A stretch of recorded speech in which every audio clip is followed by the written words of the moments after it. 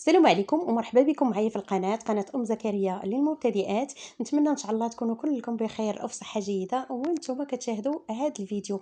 اليوم ان شاء الله غادي نحضروا كوتليت مشويين في الكوكوط، كيجيو رائعين وكيجيو لذاذ بزاف. غادي نشوفوا ان شاء الله المقادير والطريقه ديال التحضير مع المبتدئات. خليكم معنا نمشيو ان شاء الله باش نشوفوا الكوتليت ديالنا. القياس اللي غادي نديرو على حسب الاشخاص اللي عندنا هكا الكوتليت اللي مقطعين على هذا الشكل. ضروري كتكون فيهم الشحيمه وكيكون فيهم شويه ديال العظم ديال الضليعات.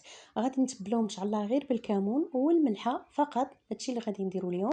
وغادي نبقاو في المذاق ديال الشيوه. كنديروا الكمون وكنديروا شويه ديال الملحه، ما نكثروش البنات باش ما نملحوش اللحم هكا ويخسر لينا المذاق ديالو. كنجيبوا هاد الكوتليت ديالنا وكنغبروا عليه بهاد الكمون والملحه. ما كنزيدو حتى شي حاجه البنات باش ما يخسرش لينا المذاق ديالو وتجينا مذاق اخر من غير ديال الشواء. كنتبلوهم مزيان ومن بعد كنجيب الكوكوط اللي كتكون هكا من القاع ديالها عريضه باش كتهز لينا الكوتليت ديالنا. كندير واحد المعلقه ديال الزبده وكنسرحها في القعر ديال الكوكوط ومن الجوانب كذلك. الا ما كانتش الزبده ديروا غير الزيت البنات، غير شويه هكا باش كندهنوا الكوكوط ديالنا باش ملي تبدا تسخن ما تلصقش لينا ديك الشحيمه ديال الكوتليت في الكوكوط. كنستفوا كل وحده بوحده، وحتى الا بقات لينا وحده ولا جوج كنحطوهم من الفوق وصافي ماشي مشكل. على هذا الشكل صافي كنسدوا الكوكوط ديالنا بدون ماء ولا زيت ولا بصل. كنبقاو في المذاق ديال الشوا، الكمون والملحه فقط. كنسدوها مزيان، كنديروا ليها الصفاره وكنديوها فوق النار على عافيه متوسطه البنات. كنخليوها حتى كتسخن لينا الكوكوط وكتبدا تدور الصفاره وكنقصوا عليها العافيه. كنخليوها شميعه، كنخليو الكوكوط ديالنا كطيب وكنرجعوا هنا كنحضروا الروز اللي غادي نرافقوا به الكوتليت ديالنا. في الكاسرونه درت الماء ودرت قطيره ديال الزيت وشويه ديال الملحه. غادي نديه فوق النار ونخليه يغلي مزيان ونرجع هنا باش غادي نغسل الروز. عندي نص كيلو ديال الروز صفر، غادي نغسلو مزيان من 2 مرات حتى ل3، وإلا اقتدى الحال حتى 4 المرات حتى يتحيد منه هاد النشا ويرجع لينا الماء نقي هكا عادي. ثم كنديو الماء اللي غليان كنديروا الروز فيه وكنخليوه يطيب حتى كيطيب مزيان. ما نخليوش الروز ديالنا يتعجل لينا او يفوت في الطياب باش يبقاو لنا الحبات مفرزين. صافي غادي نديه نصفيه ونبردو بالماء باش يحبس الطياب ديالو وكنخليه على جنب يتسقطر مزيان. ونمشيو هنا باش غادي نحضر البصله ومطيشه مشويين في الفران اللي كيجيو مذاق مختلف وكيجيو رائعين البنات مع هاد الكوتليت. كنقطع البصله هكا دوائر يكونوا رقاق باش كيطيبوا معنا دغيا. من بعد كنقطع الطماطم، كنحيد لها غير ديك النباته وكنخليها بالقشره ديالها. كنقطعوهم شويه غلاظ بالنسبه للطماطم باش ما تذوبش لينا وتبقى باينه. وصافي هنايا غادي نجيب اللاطه ديال الفران في هذا الوقيته شاعل على 200 درجه من الفوق ومن التحت. كنلبسها بالكاغط ديال الطهي وكندير لها قطرات ديال الزيت وكندهنها مزيان. ثم كندير فيها البصل، الدوائر ديال البصل مع ديال الطماطم على هذا الشكل. كنديروا كل وحده بوحدها، كنديرهم هكا متراكمين وكنبقاو في المذاق ديال الشوا. فقط الملحه والكمون كنرشوهم مزيان البنات بالمليحه والكمون.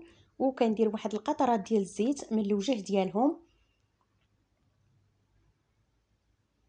ما كنزيدو حتى حاجه البنات، هادشي اللي كنديرو. وكنديهم الفران اللي ساخن البنات من الفوق ومن التحت على 200 درجه باش دغيا يطيبوا لينا ويتشواو. بعد ما كتشوى اللاطه ديالنا على هاد الشكل كنخرجوها. كتجي البصله طايبه ومطيشه طايبه ومشويين في نفس الوقت. هنا غادي نصايبوا التتبيله ديال الروز ديالنا، شويه ديال الملحه، معلقه ديال الزبده، 2 حبات ديال الكنور بكري، بصله مشلضه رقيقه وشويه ديال الابزار. هادشي اللي كنديروا فيهم في الروز فقط. كنخلطوا المكونات مزيان حتى كيتخلطوا، وكنديوهم فوق النار حتى كيذوبوا، وكتحمر لينا البصيله كتعطينا واحد المذاق رائع. من بعد كنجيب الروز اللي غسلته بالماء بارد وخليته حتى نشف وتسخطر مزيان. صافي كنزيدو على هاد المواد اللي درت في المقيله وكنبقى نحرك فيه هكا، منها كيسخن ومنها كيتشرب هذيك المواد اللي درنا فيه. صافي في طبق التقديم غادي نحطو الروز ديالنا سخون البنات من المقيله للطبسيل باش كيبقى لينا كلشي سخون. الكوتليت ديالنا حتى هي مشعلين عليها على عافيه مهيله باش نحطوهم سخان، وكنقدموا الطبسيل ديالنا كيف ما بغينا حنايا. صافي الكوتليت ديالنا جبناه حتى هو سخون، وغادي نقدم معكم الطبق ديالي ديال الكوتليت اللي جا خطير البنات وجا لذيذ بزاف. كنستف هكا الكوتليت ديالي من الجناب. التقديم كيبقى لكم اختيار يا البنات، والتزيين كذلك زينوه باش ما بغيتو وقدموه كيف ما بغيتو نتوما. الكوتليت طايب ومحمر ولذيذ كذلك، ما احتاج معنا لا ملحه لا كمون،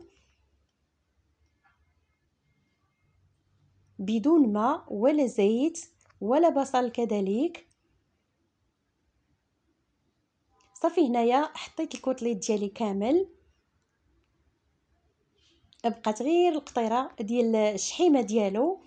الكوتليت ديالنا رطب زبده وطايب ولذيذ كذلك في نفس الوقت، ما تكتروش الملح البنات.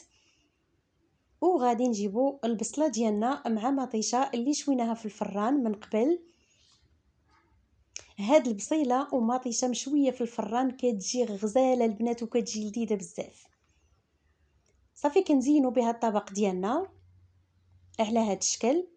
الا ما عجبكمش البنات هاد الطبق كتبوها ليا في التعاليق.